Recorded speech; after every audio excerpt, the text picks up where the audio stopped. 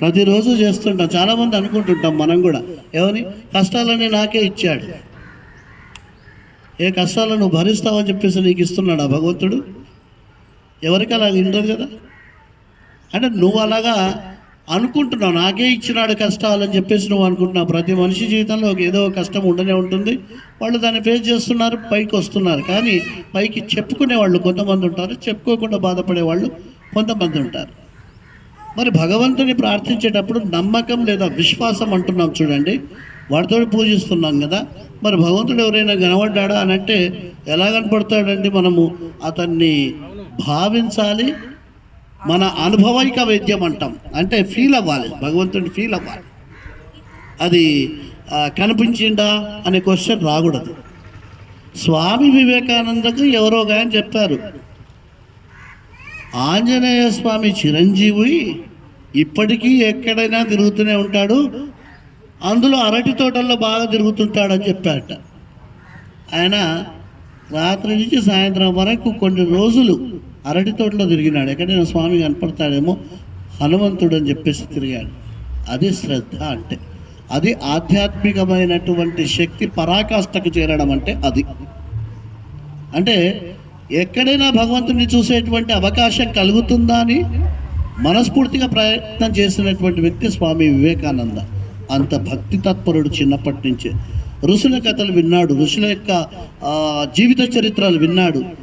వాళ్ళు ఏ విధమైనటువంటి గొప్ప శక్తులను పొందాడో తను కూడా పొందాలనే ప్రయత్నం చేశాడు.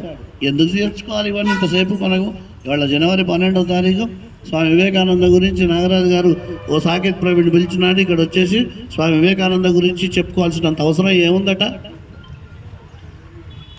ఎందుకంటే ఎప్పుడో ఉన్నటువంటి స్వామి వివేకానంద గురించి ఇక్కడ మనం కొంతమంది కూర్చొని మాట్లాడుతున్నాము అని అంటే ఆయన లోపల ఏదో ఒక పవర్ లేకపోతే ఇక్కడ దాకా మనం అంతా రాము, మనం కూర్చోం. ఆయన జీవితాన్ని మళ్ళీ మనం ఎందుకు తలుచుకుంటున్నాము? ఇవన్నీ కొత్త విషయాలా? మీకు తెలిసిన విషయాలే. మళ్ళీ ఎందుకు గుర్తు చేసుకుంటున్నాం?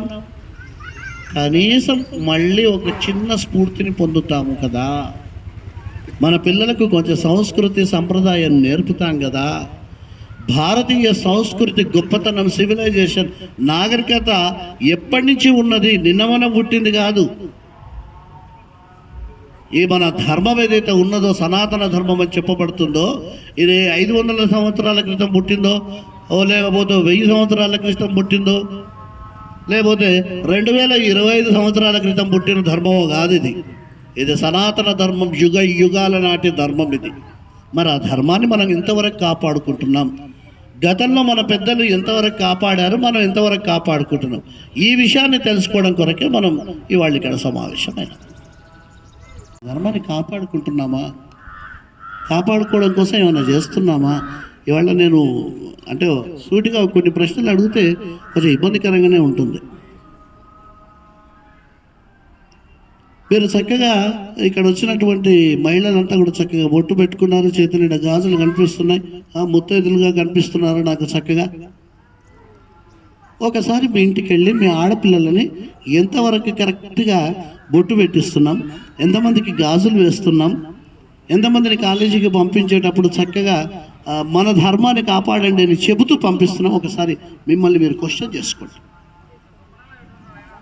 ఇక్కడికి వచ్చి స్వామి వివేకానంద గురించి 4 మాటలు నేను చెప్తాను, నేను కాకపోతే ఇంకొకరు చెప్తారు, ఇంకొకరు చెప్తారు. ఇది కాదు మనం చేయాల్సిన పని. మీటింగ్ని వెళ్ళిపోవడం కాదు. 4 మాటలు వచ్చేసి నేను చప్పట్లు కొట్టించుకోవడానికి రాలా. మనం నిజంగా మన ధర్మాన్ని ఎంతవరకు కాపాడు. మనం ఎక్కడి నుంచో స్టార్ట్ అవ్వాల్సిన పని లేదు, నలుగురిని కూర్చోబెట్టి చెప్పాల్సిన పని లేదు. మీ ఇంట్లో మీ పిల్లలకు మన ధర్మం గురించి ఏం నేర్పుతున్నారు? తర్వాత బయటకు వద్దాం. మీ ఇంట్లో మీ అమ్మాయి బొట్టు పెట్టుకుంటుందా? కాలేజీకి వెళ్ళేటప్పుడు బొట్టు పెట్టి పంపిస్తున్నారా? పెట్టుకుంటున్నారమ్మా? సంతోషం. గాజులు వేసుకొని వెళ్తున్నారా? ఒక గోటు. కొన్ని స్కూల్స్లలో ఇప్పుడు అలో చేస్తున్నారు. వాటి గురించి కూడా మన వాళ్ళు, ఎందుకంటే మన సంప్రదాయం గాజులు వేసుకోవడం, ముక్కు పుడక పెట్టుకోవడం, వీటిని కాకూడదు, చేయకూడదు, ఆపకూడదు అనేటువంటి ఇది వస్తుంది. ఇప్పటికే మనకు కొన్ని ఆర్డర్స్ వచ్చేసిన. స్వామి మన ఎవరు అయ్యప్ప స్వాములుగా దీక్ష తీసుకునేటువంటి వాళ్ళని ఆబ్జెక్షన్ చేసే వాళ్ళు గతంలో, ఇప్పుడు ఏ స్కూల్లో అటువంటి ఆబ్జెక్షన్స్ చేస్తే ఊరుకునే ముచ్చట లేదు. ఎందుకంటున్నాను ఈ మాట అంటే, ప్రతి చోట ఏదో రకంగా అందరికీ స్వేచ్ఛ ఉన్నప్పుడు మనకెందుకు ఉండదు ప్రశ్న. కొన్ని స్కూల్స్లలో ఇప్పటికి గాజులు వేసుకొని ఇస్తలేదు. మేము మా స్కూళ్ళల్లో కాలేజీలలో బొట్టు పెట్టుకోకుండా నమస్తే పెడితే మేము పెట్టనేమమ్మా. నమస్కారం అంటే తిరస్కారం అంటాం. ఎందుకంటే నువ్వు నీ ధర్మం అంతే కదా, నువ్వు వేసుకోవాల్సింది ఉంది కదా, ఎందుకు వేసుకోవడం లేదు, ఎందుకు బొట్టు పెట్టుకోవడం లేదు క్వశ్చన్ చేస్తాం. నీకేం తెలుసు రామాయణ మహాభారత భాగవతాల గురించి? వాడి గురించి ఏమన్నా అడిగితే తెలుస్తుందా? నిన్న ఏ సినిమా రిలీజ్ అయింది, ఇవాళ ఏం సినిమా రిలీజ్ అవుతుందంటే చెప్తాం. అవునా? మరి సుగ్రీవుడి భార్య పేరు ఏమిటి, వాలి భార్య పేరు ఏమిటి అంటే ఆలోచనలో పడతాం. రాముడు ఏ దేశం వాడు అని అంటే భారతదేశమేనా కాదా అని సంశయం వస్తుంది. ఎందుకంటే ఏ దేశం వాడు అని ప్రశ్నిస్తున్నాడు అంటే ఈ దేశం వాడు కాకుంటాడు అంటే డౌట్ స్టార్ట్ అయింది మన లోపల. ఎన్ని సమస్యలు ఉన్నాయి మనకు. మరి మన ధర్మాన్ని కాపాడడం కోసం ఇటువంటి వ్యక్తులు తమను ఎక్కడిదాకా మన ఇండియాలో మన ధర్మాన్ని గురించి చెప్పలేనా? సర్వమత సమ్మేళనాల్లో షికాగోలో ఇచ్చినటువంటి దాంట్లో ఆయన ఇచ్చినటువంటి ఉపన్యాసము నభూతో న భవిష్యతి, ఇంతవరకు ఎవరు చేయలేదు, ఇక ముందు చేయరని చెప్పొచ్చును. ఎందుకంటే చాలామంది వెళ్ళారు అక్కడికి. My dear ladies and gentlemen అని ప్రారంభించారు. స్వామి వివేకానంద యొక్క విశాల దృక్పథం చూడండి. ఏకాత్మతా సిద్ధాంతం. ఇక్కడ ఉన్న నాది ఆత్మ ఒకటే. ఎక్కడో అమెరికాలో ఉండేటువంటి ట్రంప్ ఆత్మ కూడా ఒకటే. మేమిద్దరం చూడడానికి దగ్గర బంధువులం కాదు, లేకపోతే స్నేహితులము అంతకన్నా కాదు, మనుషులం మాత్రమే. కానీ అక్కడ ఉన్న ఆత్మ, ఆయనలో ఉన్నటువంటి ఆత్మ, ఇక్కడ నా లోపల ఉన్న ఆత్మ, మీ లోపల అందరిట్లో ఉన్నటువంటి ఆత్మ అంతా ఒకటే. దాన్నే ఏకాత్మతా సూత్రంతో ఒక లింక్ తోటి మనం దాన్ని ఒక తాటి మీదకి తీసుకురావాలని గొప్ప సిద్ధాంతాన్ని ఆవిష్కరించిన వ్యక్తి స్వామి వివేకానంద. ఇది చాలా గొప్ప విషయం. ఎంతో ఆలోచన చేస్తే కానీ చెప్పగలిగినటువంటి మాట ఇది. రామకృష్ణ పరమహంస దగ్గరికి పోయి ఒక మాట అడిగారు, మీరు చూసారా దేవుణ్ణి అని. ఆయన ఏమన్నారు, ఇప్పుడు నీతో నేను ఎలా మాట్లాడుతున్నానో నేను దేవుడితో కూడా అలాగే మాట్లాడాను, ఇంతకంటే బాగా మాట్లాడాను అన్నాడు. ఇది సాధ్యమా అన్నాడు. సాధన చేయి సాధ్యమవుతుంది అన్నాడు. సాధన చేసి భగవంతుడు అనేటువంటి గొప్ప విషయాన్ని అనుభూతిలోకి తీసుకుని వచ్చిన తర్వాత స్వామి వివేకానందంగా మారి ఆ ముఖంలో తేజస్సు చూడండి. అదేం ఫేర్ అండ్ లవ్లీ ఫేరెవర్ పెట్టుకున్న తేజస్సు కాదు. అది కేవలం జ్ఞానంతో, నాలెడ్జ్ ఇస్ పవర్, జ్ఞానమే శక్తి అని చెప్పినటువంటి మహానుభావుడు ఆ ముఖంలో. మరి అంత దూరం వెళ్ళి అమెరికాలోకి వెళ్ళేసి లేడీస్ అండ్ జెంటిల్మెన్ అంటూ స్టార్ట్ చేయలేదు ఆయన. చివరికి ఇచ్చారు అవకాశం. ఆయన వేషధారణ చూస్తేనేమో కాషాయ వస్త్రధారణ వేసుకున్నాడు, పైన తలపాగా చుట్టుకున్నాడు. ఈయన ఏమిటి ఏదో భారతదేశం నుంచి రిప్రజెంటేటివ్ వచ్చాట, ఈయన మాట్లాడతాడట, దట్టు హిందూ ధర్మం గురించి మాట్లాడతాడట, సనాతన ధర్మం గురించి మాట్లాడతాడట అని చెప్పేసి ముందుకు పెడితే ఆయన మొదటి మాట స్టేజీ ఎక్కి మాట్లాడిన మాట, నా ప్రియమైన అమెరికా సోదర సోదరీమణులారా అన్నాడు.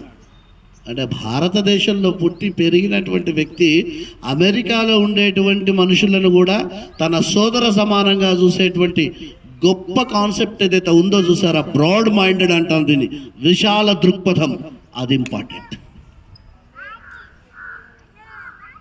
గ్రౌండ్లో ఉన్నటువంటి వేల మంది జనాలు లేచి నిలబడి చప్పట్లు ఆగకుండా కొట్టినారు 2 నిమిషాల పాటు. చప్పట్లు ఎంతసేపు కొడతాం? 15 సెకండ్లు కొడతాం, లేదంటే 30 సెకండ్లు కొడతాం. 30 సెకండ్లు చప్పట్లు కొట్టడం అంటే నా మాటలు కాదు. అంతమంది లేచి నిలబడి 2 నిమిషాల పాటు చప్పట్లు కొట్టడంటే ఆపకుండా చప్పట్లు కొట్టినారు. అంటే ఒక్కటే మాట, నా ప్రియమైన అమెరికన్ బ్రదర్స్ అండ్ సిస్టర్స్ అని సంబోధించాడు అక్కడికి వెళ్ళి. అది విశాల దృక్పథం అంటే. భావించాడు. భారతీయ సనాతన ధర్మంలో ఉండేటువంటి రహస్యాలన్నీ కూడా చెప్పాడు ఆ మీటింగ్లో, ఆ స్పీచ్లో. అది ఎటువంటి అద్భుతమైనటువంటి ఉపన్యాసం. మరి స్వామి వివేకానంద గారు అనేక విషయాల్లో మనకు గుర్తొస్తుంటాడు. ఆయన ఇష్టదైవం ఎవరో తెలుసునా? స్వామి వివేకానంద ఇష్టదైవం ఎవరో తెలుసునా మీకు? మనందరికీ ఇష్టమైనటువంటి దైవమే శ్రీరామచంద్రుడు. అంటే ఆయనకు కూడా ఇష్టమే. మనందరికీ కూడా రాముడు అంటే కాదంటామా? మన రోమరోమంలో రామనామం ఉంటుంది. రామ శబ్దానికి ఆ పవర్ ఉంది. వద్దన్నా కానీ ఒకసారి రామ అంటే చాలు, అవతల వాడిని మనం ఇలా ఆకట్టుకోవచ్చు, లాగేయచ్చు. ఆ రామ శబ్దానికి ఉండేటువంటి గొప్పతనం అది. రమయతీతి రామ,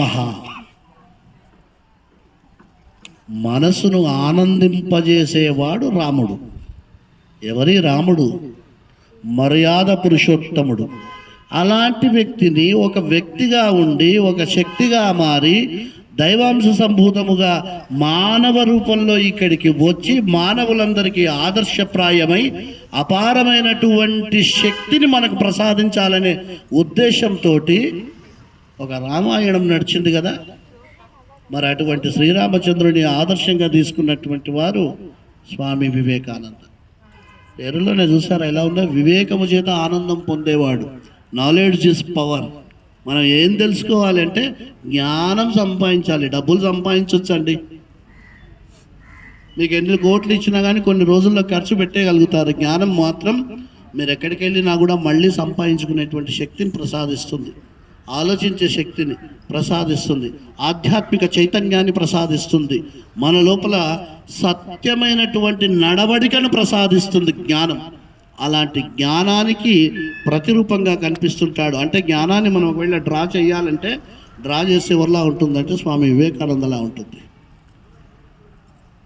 ధర్మం శ్రీరామచంద్రుడైతే మూర్తి భవించిన జ్ఞానం స్వామి వివేకానంద అంటాను నేను. ఎందుకండి అంటే రామో విగ్రహవాన్ ధర్మ సత్యధర్మ పరాక్రమ. ఇది వాల్మీకి మాట. రాముడు ఎవరండి అని అంటే ధర్మానికి ప్రతిరూపం. ధర్మమే ప్రతిరూపం కూడా కాదు, ఆయనే ధర్మం. మూర్తి భవించిన ధర్మం. సత్యధర్మ పరాక్రమ. వాల్మీకి మహర్షి ఈ మాటను ఎవరి చేత అనిపించాడు తెలుసా? మారీచుని చేత అనిపించాడు. దీంట్లో కూడా గొప్పతనం ఉంది. అంటే గొప్పవాళ్ళు మాత్రమే శ్రీరామచంద్రుడిని కాదు పొగడము, అవతలి వాళ్లకు ఆయన శత్రువు అయినా సరే ఈయనను పొగిడేవారు. అది రాముడి యొక్క గొప్పతనం. పుట్టినటువంటి భూమి మీద మనం పుట్టామండి. ఏ భూమి? భరత భూమి, వేద భూమి, కర్మభూమి, రామభూమి.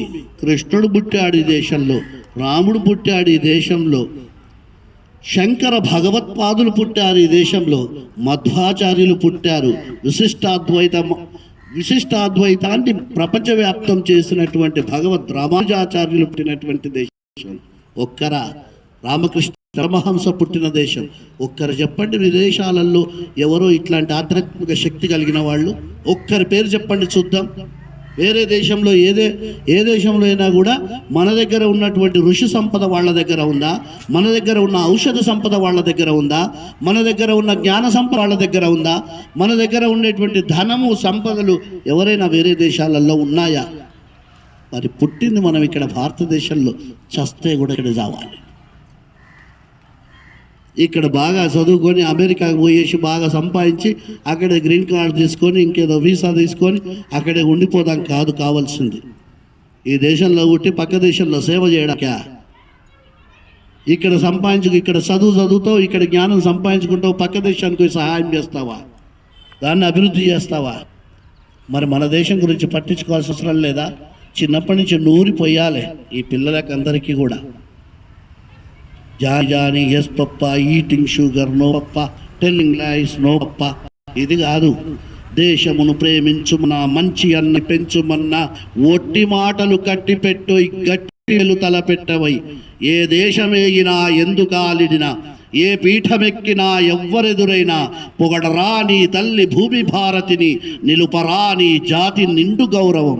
ఇది చెప్దాం, నేర్పిద్దాం, ఇలా మాట్లాడదాం పిల్లల చేత. వాళ్ళ లోపల దేశభక్తి బీజాలు నాటుదాం. మన జనరేషన్ అయిపోతుంది. ఈ జనరేషన్ కాపాడాలి, ఈ జనరేషన్కి నేర్పాలి. నేను అప్పుడప్పుడు వీడియోస్ చూస్తున్నాను, నాగరాజు సారు పెట్టే వీడియోస్ చూస్తున్నాను. పిల్లల చేత హనుమాన్ చాలీసా చదివిస్తున్నారు చక్కగా, అద్భుతంగా. చిన్న చిన్న పిల్లలు చదువుతూ ఉన్నారు. వచ్చే జనరేషన్ కాపాడగలిగినటువంటి మళ్ళా ఒక బీజం స్టార్ట్ అయింది, ఒక ప్రారంభం స్టార్ట్ అయిందని సంతోషం కలుగుతోంది. నిజంగా చెప్తున్నాను నేను ఈ మాట. ఎందుకండి అంటే ఆ పిల్లలు చక్కగా హనుమాన్ చాలీసా చదువుతున్నారు, రామరక్ష స్తోత్రం చదువుతూ ఉంటే వీడియోలలో చూశాను, ప్రత్యక్షంగా కూడా చూశాను. మరి ఇది ఎవరు చేయాలి? మనమే చెయ్యాలి, మన పిల్లలకు మనమే చెయ్యాలి. అది నేర్పాలి పిల్లలకి. నీ దేశం కోసం రావాలి అవసరమైతే అని చెప్పాలి. ఈ దేశంలో, ఈ నా దేశంలో ఎన్నాళ్ళైనా బ్రతకడం ఇష్టం, ఎప్పుడు రాలినా ఇష్టం. పొరపాటున మరణం వస్తే పుట్టుకే లేకుండా పోతే ఇలా తలానికి దూరంగా ఎలాగన్నదే నాకు భయం. ఎంత మంచి మాటలు అన్నారు చూడండి మహాకవి.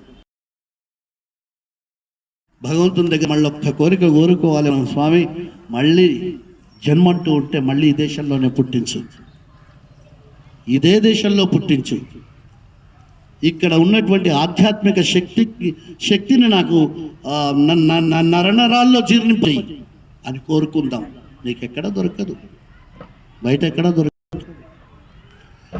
ఐహిక ఆముష్మిక అంటే ఈ లోకంలో పైలోకంలో రెండు లోకాలలో కూడా మీకు కావలసినటువంటి జ్ఞానాన్ని సముపార్జించగలిగినటువంటి భూమి ఏదైనా ఉంటే అది భరత భూమే, ఇంకెక్కడా లేదండి. అది మీరు చెక్ చేసుకోవచ్చు. ఒక చిన్న ఎగ్జాంపుల్ చెప్తాను. మన గొప్ప దేశం, మన దేశం ఎంత గొప్పది, మన రాముడు గొప్పవాడు అన్నాం కదా. ఎందుకు మర్యాద పురుషోత్తముడు అంటాం ఆయనను, శ్రీరామచంద్రుడు చాలా గొప్పవాడు అంటాం. ఎందుకంటాం? ఆయన లోపల ఎన్ని సుగుణాలు ఉన్నాయండి అంటే ప్రపంచంలో ఎవరి లోపల లేవిక, ఎవరి దగ్గర లేవు. అటువంటి మంచి గుణాలు ఉన్నాయి ఆయన దగ్గర. వ్యక్తిత్వ వికాసం చెప్తున్నటువంటి అమెరికన్ యూనివర్సిటీ వాళ్ళు అక్కడ పీజీ స్టూడెంట్స్కి పర్సనాలిటీ డెవలప్మెంట్ చెప్తూ రాముడి బొమ్మను ముందరేస్తారు తెలుసున, అమెరికన్ యూనివర్సిటీలో వేసి ఇలా ఉండాలి అని చెబుతున్నారు. మన ధర్మాన్ని కాపాడడం కోసం మనం నిరంతరం జాగరూకతతో ఉండాలి అంటారు స్వామి వివేకానంద. నిజానికి చెప్పాలి అంటే మా నాగరాజు గారు ఒక అరగంట మాట్లాడాలి అని చెప్పేసి అన్నారు. స్వామి వివేకానంద గురించి అరగంట మాట్లాడని చెప్పేసి నా నోటికి తాళం వేసిండ్రు కదా అనుకున్నాను. ఎందుకంటే ఓ పూటంతా మాట్లాడినా సరిపోతుంది నిజంగా చెప్పాలంటే. సంవత్సరానికి ఒక రోజు వచ్చేటువంటి బర్త్డేను మనం ఒక 15 నిమిషాలు 20 నిమిషాలు మాట్లాడుకోవాల్సిందేనా ఈయన గురించి అనిపించింది. కానీ మరేం పర్వాలేదు, ఈ మాత్రమేనా మాట్లాడుకునే అవకాశాన్ని కల్పించినటువంటి అంటే మీరు వినడానికి కూర్చున్నారు, చెప్పడానికి నేను సిద్ధపడ్డాను. కాబట్టి ఈ అవకాశాన్ని కల్పించినటువంటి ఈ బృందం ఏదైతే ఉందో ఈ ఆర్గనైజేషన్ వారికి హృదయపూర్వకమైనటువంటి కృతజ్ఞతలు ఆవిష్కరించుకుంటున్నా. తప్పనిసరిగా అక్కడ లాగైతే నేను అర్థమైంది ఎప్పుడు ముగిస్తే వివేకానంద గారు చెప్పినటువంటి ఒక్క మాట చెప్పుకుందామంటే, ఈ తరానికి కావలసినటువంటి యూత్ అంటే యువత ఎలా ఉండాలి, ఎటువంటి వాళ్ళు ఈ దేశానికి కావాలి అంటారంటే,